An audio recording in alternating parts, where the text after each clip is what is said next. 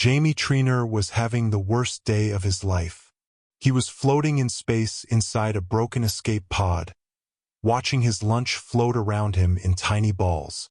The ham sandwich he had been eating was now orbiting his head like a very sad planet. "This is not how I planned to spend my Tuesday," he said to nobody. His space suit radio crackled. "Jamie, can you hear me?" It was Delilah, the smart computer from his ship. She sounded worried, which was never good. "I'm here," Jamie said. "But my sandwich is also here, and it's making me dizzy. A ship is coming to get you. Try not to panic." Too late for that advice.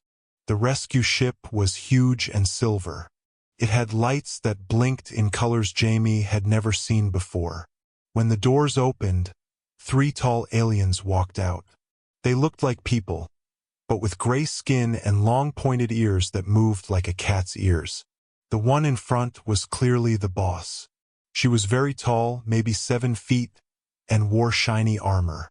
Her eyes were purple like storm clouds. When she saw Jamie floating there with sandwich bits stuck to his helmet, she stopped walking. "You are the human?" she asked. Her voice was deep and musical. "That's me," Jamie said. "I'm Jamie. Thanks for saving me. Sorry about the mess." The alien woman looked at him for a long time. Her ears twitched. "I am Lavi, commander of this ship. Why were you alone in space?" "My ship had problems. The engine made a loud noise.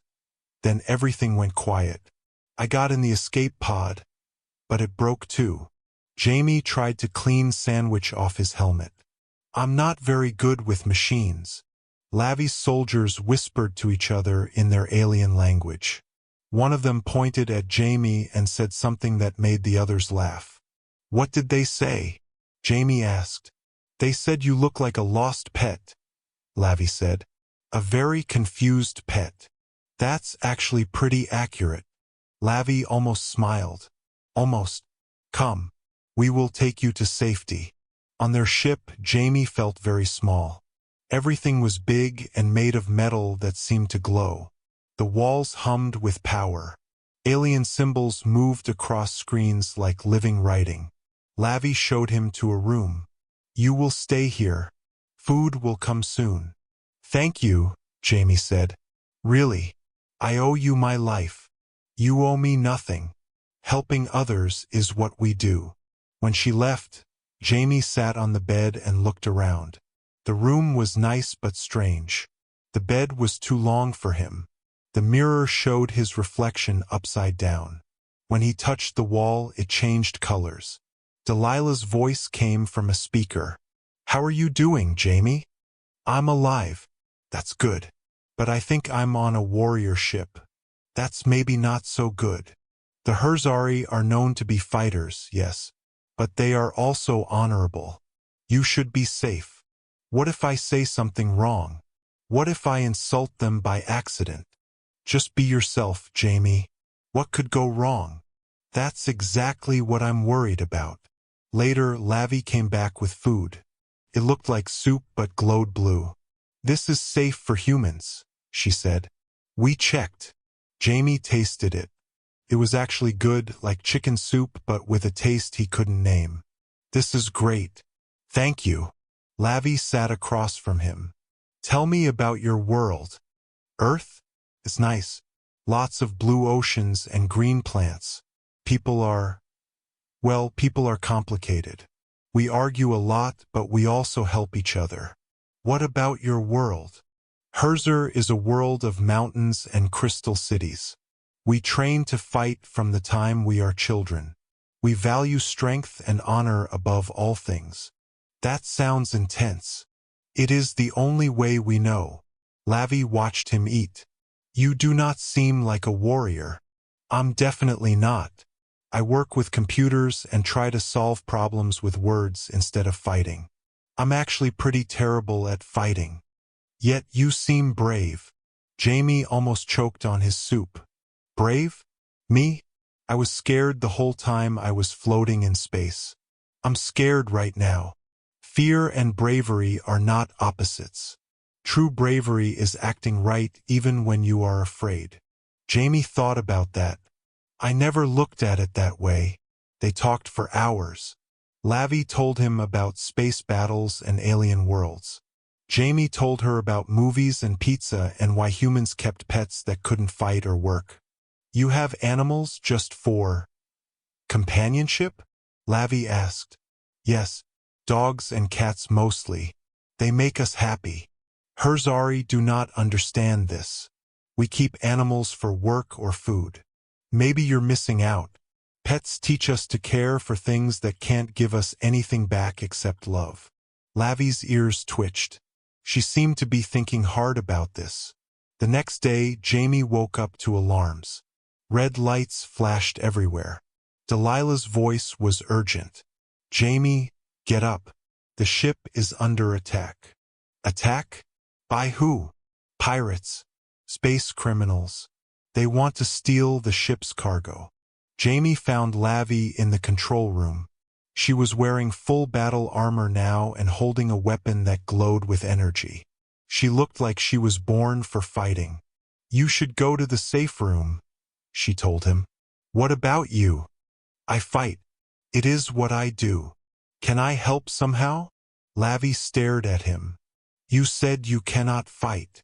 I can't. But I'm good with computers. Maybe I can help that way? She thought for a moment, then nodded. Come, but stay behind me. The battle was scary but amazing. Lavi moved like a dancer, but deadly. Her weapon cut through metal like butter. Her soldiers followed her commands perfectly. They worked together like one mind in many bodies. Jamie found a computer terminal. Delilah, can you connect to this? Working on it. Got it. I can see their systems now. What can we do? The pirates are using a jamming signal to stop the Herzari from calling for help. If we can turn it off. Jamie's fingers flew over the alien keyboard. The symbols were strange, but computers worked the same way everywhere. Find the pattern, understand the logic, make it do what you want. There, he said. The jamming is off. Immediately, Lavi's voice rang out across the ship. She was calling for backup in her own language. Minutes later, 2 more Herzari ships appeared and the pirates ran away. After the battle, Lavi found Jamie still at the computer. Her armor had burn marks on it, but she was smiling. You did well, Jamie Trainer. I just turned off their jammer. You did all the real fighting. Victory comes in many forms. You used your strengths to help us use ours. I'm just glad everyone is okay. Lavi sat down next to him. You continue to surprise me. Good surprise or bad surprise? Good. Very good. Over the next few days, their friendship grew. Lavi showed Jamie how her weapons worked. Jamie showed her Earth movies on his tablet. She laughed at the funny parts and asked many questions about human culture. Why do your people sing when they are happy? She asked. Music makes emotions stronger. When we're happy, we want to share that feeling. Herzari do not sing. Want to try? I would not know how. Jamie hummed a simple tune. Just copy me. Lavi tried. Her voice was deep and beautiful, but she was embarrassed. This feels strange. Strange good or strange bad? I am not sure yet. One evening, they were on the observation deck looking at stars. The view was incredible. Colors and lights that had no names swirled across space like a painting that never stopped changing. It's beautiful, Jamie said. Yes, but also dangerous. Space wants to kill you in 1,000 ways. You always think about danger first. I am a warrior. It is how we stay alive. But sometimes you have to stop being careful and just enjoy beautiful things. Lavi looked at him. Is that what you are doing now? Yes. Jamie looked back at her. You're beautiful too. Lavi's cheeks turned red. Not pink like a human blush, but bright red like a stop sign. Her ears stood straight up. You, she stammered. Did I say something wrong? In Herzari culture, calling someone beautiful it means, oh no, did I accidentally propose marriage or something? Not marriage, but a very serious compliment. One that requires a response. Jamie waited. His heart was beating fast. You are. Lavi struggled with the words. You are kind, and clever, and brave in ways you do not understand. I find myself affected by your presence. Affected how? I think about you when you are not here. I want to share my thoughts with you. I feel protective of you. That sounds like friendship. More than friendship. They stood close together, watching stars be born in distant nebulas. Jamie reached out and took her hand. It was bigger than his and warm. What happens now? He asked. I do not know. Herzari and humans have never.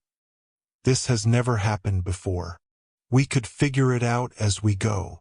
That is very human thinking. Make plans as you need them. Is that bad? It is terrifying. Lavi squeezed his hand. But also exciting. The next day brought a new problem. A message came from the Herzari government. Lavi read it and her face became serious. What's wrong? Jamie asked. My people want to meet you. The human who helped win a battle and who has befriended their commander. That sounds good. My father is the head of our military council. He does not like surprises. Or humans. Great. He wants to test you. Test me how? Combat trials. Jamie sat down hard. I'm going to die. Not die. Probably not die. Maybe just minor injuries. That's not helping. Delilah's voice came from nearby. Jamie, I've been researching Herzari customs. The combat trial isn't always physical fighting. Sometimes it's tests of intelligence or character. Sometimes, 60% of the time. And the other 40%? Hand-to-hand combat with weapons. Jamie put his head in his hands. I'm definitely going to die. Lavi knelt beside him. I will not let that happen. Can you stop it? No. But I can train you. In how many days? 5. 5 days to learn how to fight aliens who have trained their whole lives for war? Yes. This is impossible. Difficult. Not impossible. For 5 days, Lavi pushed Jamie harder than he had ever been pushed. She taught him to dodge, to block, to think like a fighter. She showed him weak spots in Herzari anatomy and how to use his smaller size as an advantage. You will never be strong like us, she said. But you can be fast. You can be smart. You can be unpredictable. I'm definitely unpredictable. I predict I'll fall down a lot. Then learn to fall correctly. On the last day, they practiced with real weapons. Lavi used a training mode that wouldn't cut him, but would still hurt if he messed up. Jamie got hit many times. I'm terrible at this, he said, rubbing a bruise on his arm. You are better than you were. That is what matters. Will it be enough? Lavi looked at him seriously. I do not know. But you are not facing this alone. They arrived at Herzar on a gray morning. The planet looked like someone had built cities inside mountains. Crystal towers rose from rocky peaks. Everything glowed with inner light. Lavi's family met them at the landing pad. Her father was enormous, even for a Herzari. He had scars on his arms and a face that looked like it had never smiled. Her mother was tall and elegant, but her eyes were cold as ice. Father, Lavi said formally. Mother, this is Jamie Trainer. Her father looked Jamie up and down like he was examining a broken tool. This is the human? Yes, sir, Jamie said, trying not to let his voice shake. He is small. Yes, sir. And weak. Sir, quiet. The big alien stepped closer. You think you can court my daughter? We. It's not exactly courting. Answer the question. Jamie looked at Lavi, then back at her father. Care about her. More than I've ever cared about anyone. If that's courting, then yes. Caring is not enough. You must prove you are worthy. How? Lavi's father smiled, but it wasn't a nice smile. The trials begin now. The first trial was in a big round room with weapons on the walls. But instead of giving Jamie a sword, they gave him a puzzle box. Intelligence first, Lavi's father announced. Open the box. The box was covered in alien symbols that moved when he touched them. Jamie sat down and studied it carefully. After an hour, he found the pattern. The symbols weren't random. They were a math problem disguised as decorations. The box opened with a soft click. Acceptable, Lavi's father said. The second trial was worse. They put Jamie in a room with no light and told him to find the exit. He felt around in the dark for what seemed like hours. His hands found walls, fake doors, dead ends. But finally, he noticed that one section of wall was slightly warmer than the others. He pushed on it and it opened. Adequate was all he got for that one. The third trial was combat. Jamie's heart sank when they led him to a fighting ring. But his opponent wasn't Lavi's father or another warrior. It was a young Herzari about his own age. This is my nephew, Kren, Lavi's father said. He has trained for 10 years. You will fight until one of you yields. Jamie picked up the practice sword they gave him. It was heavier than he expected. Kren smiled confidently and picked up his own weapon. The fight started badly for Jamie. Kren was faster and stronger. But Jamie remembered Lavi's training. Be unpredictable. Use your size. Think differently. When Kren swung high, Jamie went low. When Kren expected him to back away, Jamie moved forward. He couldn't overpower the young Herzari, but he could confuse him. The fight went on for 20 minutes. Jamie was getting tired, but so was Kren. The Herzari had expected an easy victory, not a long battle. Finally, Jamie saw his chance. Kren overcommit to a big swing. Jamie dodged and swept the alien's legs. Kren went down hard and Jamie put his sword point at the young warrior's throat. Yield, Jamie said, breathing hard. Kren looked shocked, but he nodded. I yield. The room was completely quiet. Then Lavi's father began to laugh. It was a deep, booming sound. You fight like a coward, he said to Jamie. Yes, sir. It is a good way to win. Thank you. You passed. Jamie almost fell over. I did. The trials test intelligence, determination, and the will to win. You showed all three. The big alien looked at his daughter. You may keep him. I may keep him? Lavi's eyes flashed with anger. Father, he is not a pet. I know. It was a joke. Humans understand jokes, yes? Some of them, Jamie said weakly. That night, there was a feast to celebrate. Jamie sat next to Lavi at a long table made of glowing stone. The food was strange but delicious. The other Herzari warriors treated him with something that might have been respect. I can't believe I passed, he said to Lavi. I can. You are stronger than you think. Your father is scary. He likes you. That was him liking me? Yes.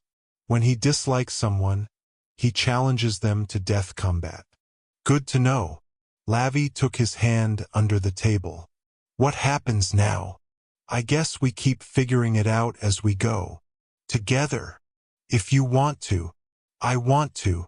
Above them, Herzer's 3 moons shone through crystal windows. Around them, alien warriors celebrated with songs that sounded like controlled thunder. And between them, a human and a Herzari held hands and planned a future that nobody had ever imagined before. A year later, Jamie stood on the bridge of Lavi's ship as they traveled to Earth. She was nervous about meeting his family, especially after he told her about his mother's tendency to ask embarrassing questions. "What if they do not like me?" she asked. "They'll love you. You saved my life, remember? What if I say something wrong? Then you'll fit right in. We all say the wrong thing sometimes." Lavi smiled. "You have taught me much about being human. You've taught me about being brave. You were always brave.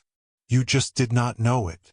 As Earth grew larger in the viewport, Jamie felt like his life had become a story he never could have written. A year ago, he was just a guy who fixed computers and ate too much pizza. Now he was part of something bigger, something that connected worlds and species and hearts across the universe. "Ready to go home?" Lavi asked. "With you? I'm ready for anything." The ship flew on toward the blue and green planet that had given birth to humans and their strange ideas about friendship, love, and taking care of things that couldn't take care of themselves. Behind them, the stars watched and waited for the next impossible thing to happen. And in the ship's lower deck, a small alien creature that looked like a furry beanbag with legs chirped happily and tried to eat the navigation computer. Some things never changed, no matter how far you traveled or how much you grew. But that was okay. Change was good, but some things were worth keeping exactly the same. The end.